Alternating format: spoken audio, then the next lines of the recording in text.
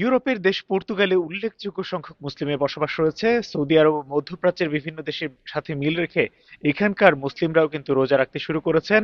রোজা মানেই কিন্তু বাহারি রকমের আইটেম দিয়ে ইফতার করা। সারাদিন রোজা শেষে মুসলিমরা কিন্তু চেষ্টা করেন তাদের ইফতার আয়োজনটি একটু বিভিন্ন রকমের আইটেম দিয়ে সাজাতে। আমরা আজকে রয়েছি পর্তুগালের রাজধানী লিসবনের বাংলাদেশি তথা অভিবাসী অধ্যুষিত এলাকা। অধিকাংশ রেস্তোরাঁগুলোই কিন্তু রোজাদারদের কথা মাথায় রেখে বাহারি রকমের ইফতারের আয়োজন করে থাকে। আজকে আমরা দেখার চেষ্টা করব যে এই রাস্তার কয়েকটি রেস্তোরাঁ কি কি আইটেম দিয়ে আজকে তাদের ইফতার আয়োজন সাজিয়েছেন। আমরা এখন প্রবেশ করছি বাংলাদেশি মালিকানাধীন রেস্তোরাঁ পর্তুগালের রাজধানী লিসবনের রুয়া দো বেনফরমোসোতে। তারা আসলে প্রতি বছর রমজানকে কেন্দ্র করে বাহারি ইফতারের আয়োজন করে থাকে। আজকে আমরা দেখব যে এই রেস্তোরাঁটি কি ধরনের ইফতারের আয়োজন করেছে। আমরা দেখতে পাচ্ছি যে বাংলাদেশি বাহারি ইফতারের আয়োজন দিয়ে তাদের আজকের ইফতারের আয়োজন সাজিয়েছেন। এখানে জিলাপি রয়েছে, নিমকি রয়েছে, ছোলা রয়েছে, বিরিয়ানি রয়েছে, বেগুনি রয়েছে, পেঁয়াজু রয়েছে, আলুর চপ রয়েছে, খেজুরও তারা কিন্তু তাদের তাদের ইফতার আয়োজনে আজকে রেখেছেন।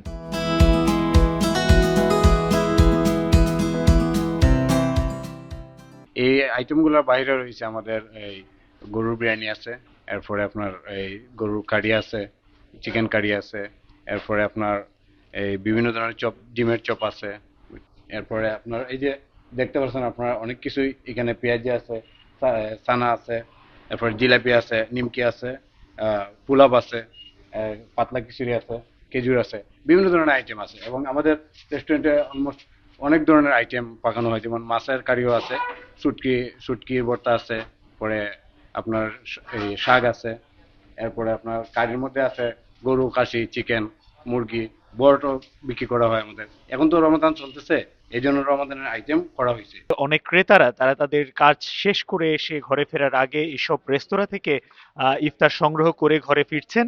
এবং এই কর্মজীবী মানুষের কথা মাথায় রেখে কিন্তু প্রত্যেকটি রেস্তোরাঁ বেশ কিছু আইটেম দিয়ে কিন্তু বিভিন্ন প্যাকেজের ব্যবস্থা করেছে। স্বল্প মূল্যে এইসব প্যাকেজ সংগ্রহ করে কিন্তু প্রবাসী বাংলাদেশি বা অন্যান্য দেশের রোজাদার যারা রয়েছেন তারা তাদের ইফতার করার সুযোগ পাচ্ছেন। এখানে বেশ কয়েকটি আইটেম দিয়ে তারা একটি প্যাকেজ সাজিয়েছেন।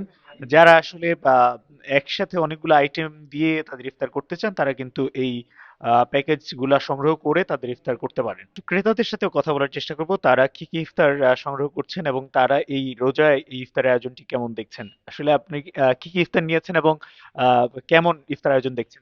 এখানে জিলাপি আছে, পেঁয়াজি আছে, আলুর চপ আছে, অনেক ভালো সুস্বাদু খাবার। এটা খুবই ফেমাস, নামকরা মাতৃমঞ্জের মধ্যে, বাঙালিগুলির মধ্যে। এটিও কিন্তু একটি বাংলাদেশি মালিকানাধীন রেস্তোরাঁ। আমরা দেখব যে এই রেস্তোরাঁটি কি কি আইটেম দিয়ে আজকে তাদের ইফতার আয়োজন সাজিয়েছে। এখানে অনেকেই কর্মজীবী মানুষ, তারা কিন্তু দিন শেষে একটু ভারী খাবারই খেতে পছন্দ করেন। তাদের জন্য কিন্তু বিরিয়ানি রয়েছে। এছাড়া বাংলাদেশিদের পছন্দের যে আইটেমগুলি সাধারণত থেকে থাকে, জিলাপি রয়েছে, আলুর চপ, বেগুনি, পেঁয়াজু, পাকোড়া এবং বিভিন্ন রকমের ভাজা আইটেম সেগুলো রয়েছে। এর বাইরেও কিন্তু অন্যান্য আইটেম দিয়েও কিন্তু বাংলাদেশিরা তাদের ইফতার সেরে থাকেন। সেই আইটেমগুলো কিন্তু তারা এই আইটেমের বাইরেও রেস্তোরাঁতে অর্ডার করে কিন্তু সেই আইটেমগুলো তারা সংগ্রহ করতে পারেন। বিরিয়ানির পাশেও কিন্তু তাদের আরো বেশ কিছু আইটেম রয়েছে। আমরা দেখতে পাচ্ছি যে তারা খিচুড়ির ব্যবস্থাও রেখেছেন। এছাড়া রয়েছে ছোলা এবং অনেক আইটেম তারা কিন্তু এখানে তাদের ইফতার আয়োজনে রেখেছেন। আমরা দেখছিলাম এই রাস্তার রেস্তোরাঁগুলো কিন্তু বাহারি বা বৈচিত্র্যময় ইফতার দিয়ে তাদের ইফতার আয়োজন সাজিয়েছে। এবং আমরা সামনের দিনগুলোতে এই রাস্তার অন্যান্য রেস্তোরাঁর ইফতার আয়োজন আপনাদের সামনে তুলে ধরার চেষ্টা করব।